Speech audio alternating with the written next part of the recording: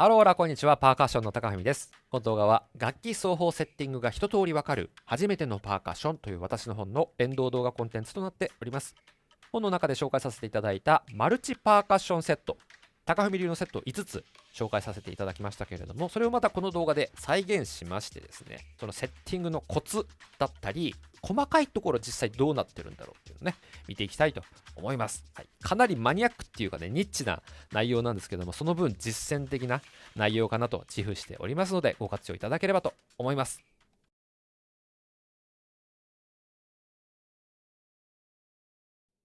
はい、ではまずは1つ目のセットは今並んでいるこちらでございます。はい、このセットのテーマはですね、ズバリパーカッショニストの夢、ドリームセットでございます。はい、いつかはこんなの組んでみたいなっていうね、私も10代、20代の頃は思っておりましたけど、ようやく組めたよっていう感じです。はい。ここまで大掛かりなセットを組む機会はそんなにないかもしれないんですけれども、一個一個のね、セッティングの仕方なんかはそのままご活用いただけるかなと思いますので紹介していきます。はい、ではまず奏者の左手側ですね、カホンがセットしてあります。はい。私はこれをスネアスタンドを使ってマウントしています。はい、こんな感じでですね、3点でカホンを支えています。このスタンドのアーム部分、ここがしっかりしているものだったり、長さが調節できるものだとなお便利にしっかりとカホンをセットすることができます。で、カホンって座って演奏するときはですね、普通こっちから縦長のスタイルで演奏すると思うんですけれども、実は弦タイプのカホンであれば、これね、上下対称なので逆側からも叩けますし、はたまた横の側面側からもう叩けてしまうというのが発見でございました。はい。これマルチパーカッションセットのね、一つの醍醐味と言えるんじゃないかなと思います。カホンね、縦でも横でも自由にセットできると。はい、続きまして、カホンの隣にはダラブッカ。そしてジェンベですね。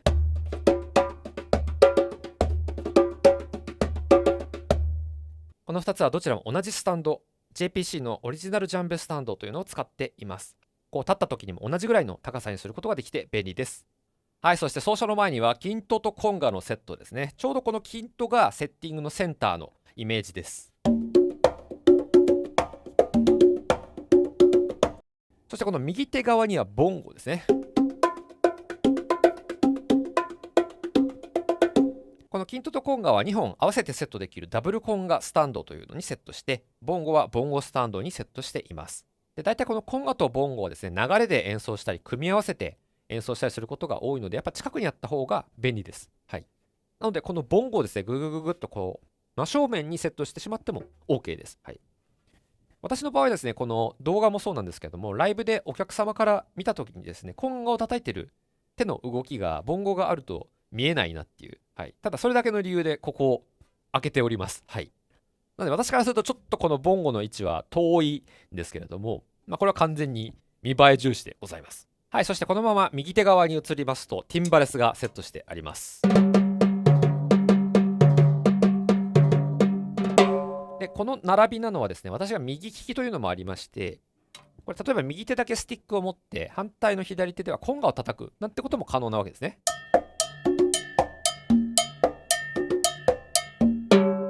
はい。あとはライブだとすると、このティンバレスのこっち側、向こう側にドラムとかベース、音が大きい楽器がいるという想定です。はい。やっぱりパーカッションって音量音圧が大きい楽器の中だとですね、埋もれてしまいがちなので、その場合やっぱりその中でも特に埋もれにくい音量が大きいティンバレスをドラム側に向けて、それ以外の楽器をこちら側に並べているという感じになっています。はい、そしてティンバレスの近くにはシンバルスタンド、ブームスタンドをセットして、なんやかんやセットしたり、ブロック類をセットしたりしています。はい、このようにロッドがあるブームスタンドを使うと、このロッド部分にですね、このようになんやかんや楽器を吊るせるという感じになります。はい。で、真横だったら問題ないんですけれども、こういうふうに斜めに吊るしたい場合ですね、このようにこう、ゴムで留めてあげると、こういうふうに立体的にセットすることができます。はい。これはちなみにホームセンターで買いました配管ゴムっていうやつがね、このちょうどロッドの太さと合うものがありましたので使っております。はい、そしてこのシンバルスタンドの中腹にこのようにですね、いろんなものが取り付けられるマルチラックというのをつけています。はい。これはブロック類がいろいろあって、いろんな音が出せるという感じになっております。はい。これらのブロック類もスティックを使うので、やっぱりスティックを使うティンバレスの近くにあると、こうすぐに流れるようにいけるというのもありまして、このような並びが便利です。あと意外と重要なのがですね、こういうふうにスティックを置く場所。はい。これあると便利です。これ幅が小さいコンパクトなトレイをティンバレスにマウントしているんですけれども、例えばコンガを叩いているところからティンバレスに行きますってなった時にすぐこうスティックが取れないとこう間に合わないですよね。はい。なのでこういったちょっとしたトレイだったり、スティックケースをお持ちであれば、例えばこんな風にね、私はコンガのこのラグのところに引っ掛けて、ここからもこうスティックがふっとこうね、取れるようにしています。はい。二段構えっていうかね、どっちからでもいけるようにしておくと安全安心というセッティングでございます。はい、そしてブロックがセットしてあるスタンドのちょうど反対側にもう一本スタンドを立てて、ツリーチャイムとかキラキラ、シャラシャラといったいわゆるアンビエント系のパーカッションをセットしています。はい、この辺のセッティングはですね、かなり凝りようがありますので、いろいろと試してみていただきたいんですけれども、私がよくやるのはですね、こういうふうに横長のロッド、これを2本ないし3本、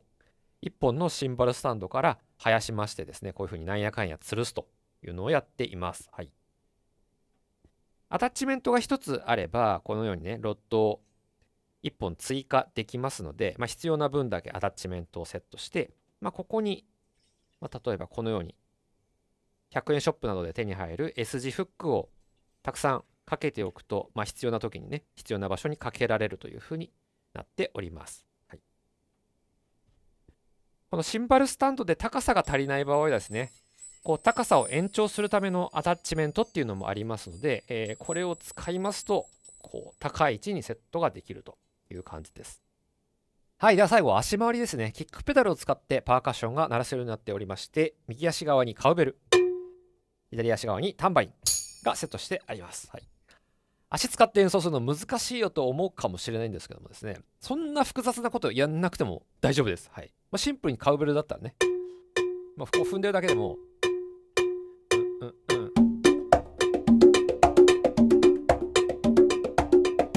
こんな感じで大いにアンサンブルにプラスに働くことができますし、タンバリンもね、そんなにたくさん踏まなくても、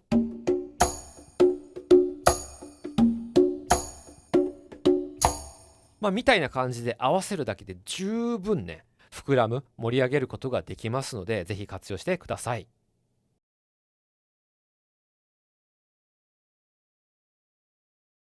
はい、では続きまして、2つ目のマルチセットの紹介です。これも分かりやすくですね、コンガ、ボンゴ、そしてティンバレスというですね、ラテン3種の神器なんて言ったりしますけれども、これらを全部一人でやっちゃいますっていうね、欲張りラテンマルチセットでございます。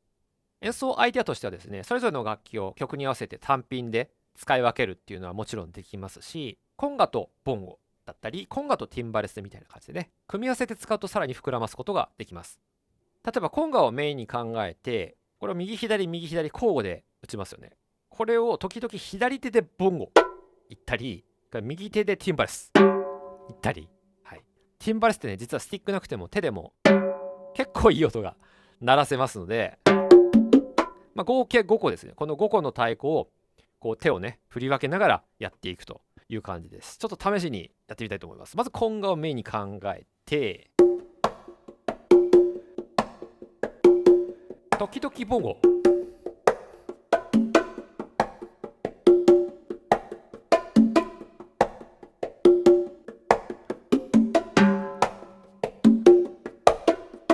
ティンバレスもね、入れちゃったりして。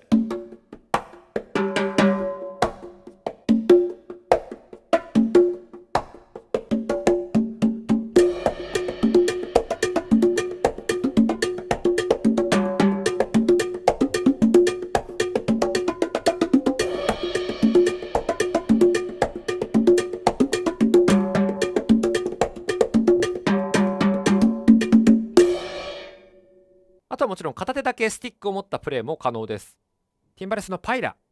それからカウベルブロック。この辺りは当然ね、スティックで打つことができますけれども、これコンガ。はい。これ実はコンガスティックで打つのありです。なのでこの右手側をいろいろこう移動することができれば、たとえ同じパターンだったとしてもですね、かなりカラフルに演奏することができます。はい、ちょっとやってみますね。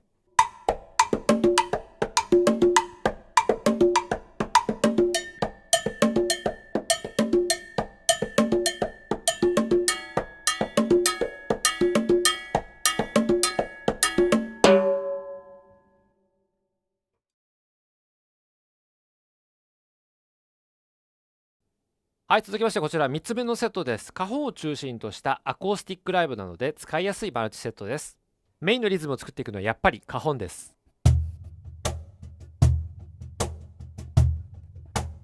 これで結構十分ではあるんですけれども、さらに華やかにしていくためにいろいろ加えてみましょう。まずスプラッシュシンバル。いきなり明るくなりましたね。大きいシンバル、クラッシュシンバルいきます。パワーが違うね、パワーが。タンバリンいきましょうか。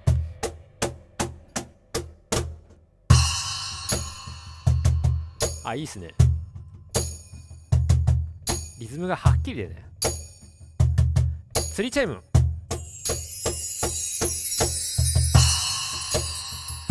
華やか。まだキラキラしてる。ロッドがここにあるんだ。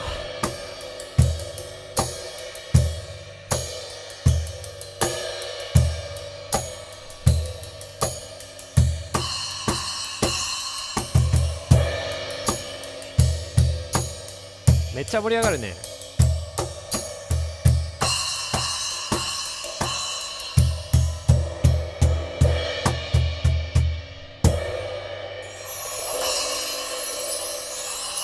という感じでございます。はい、いかがでしょうか。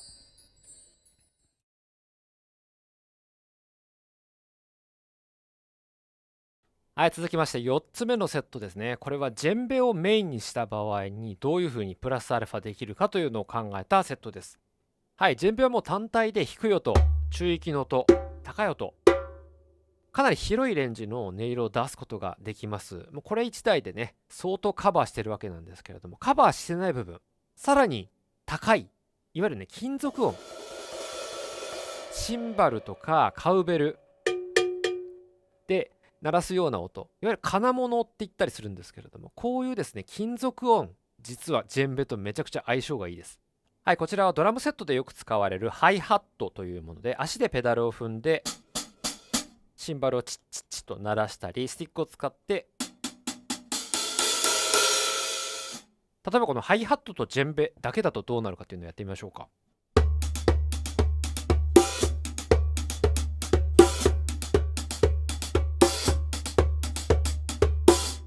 なんか良さそうだなっつってね。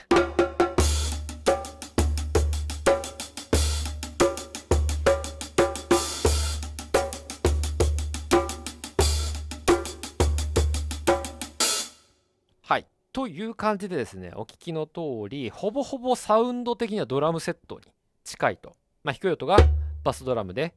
高い音がスネアドラムで、さらにハイハットがあると。なので、ドラムセットの経験がある方はですね、いろいろなフレージングが思いつきやすいかなと思います。当然シンバルを入れてもいいわけですね。はい。私がよくやるのはですね、ジャズっぽい。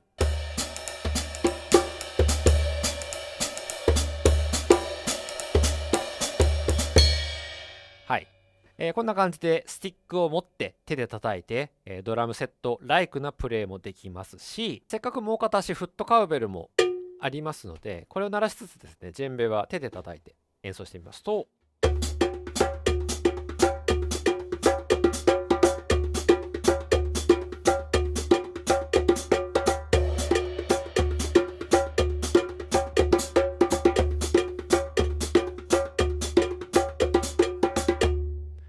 みたいな感じでですね、かなりこう野生味があふれるトライバルなビートを演奏することもできます。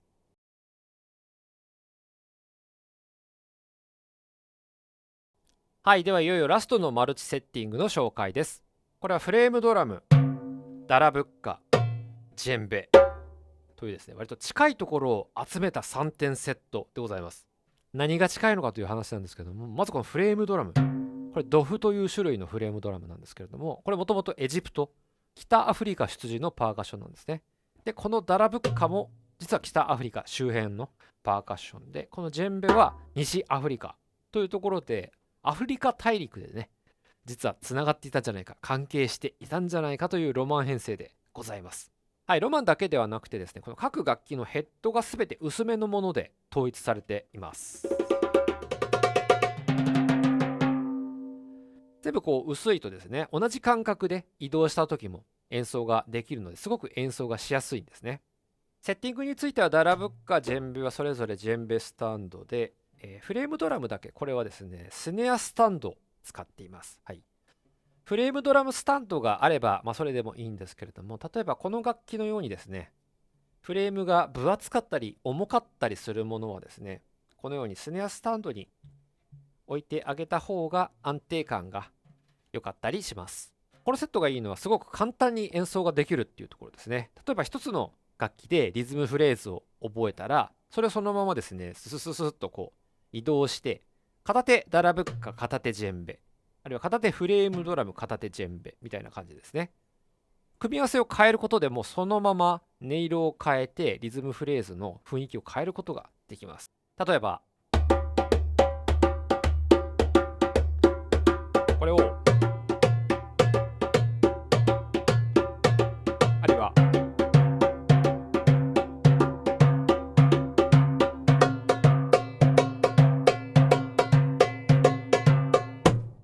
はいっていう感じでですね、手順を変えずにただこの叩く位置を移動するだけでかなりこうバリエーションを持たせることができます。あとある程度手が動くようになってきた人はですね、もう片手だけで、例えばフレームドラムだけでベーシックのリズムパターンを演奏して、もう片方の手はその間を埋めるように演奏すると面白い感じになります。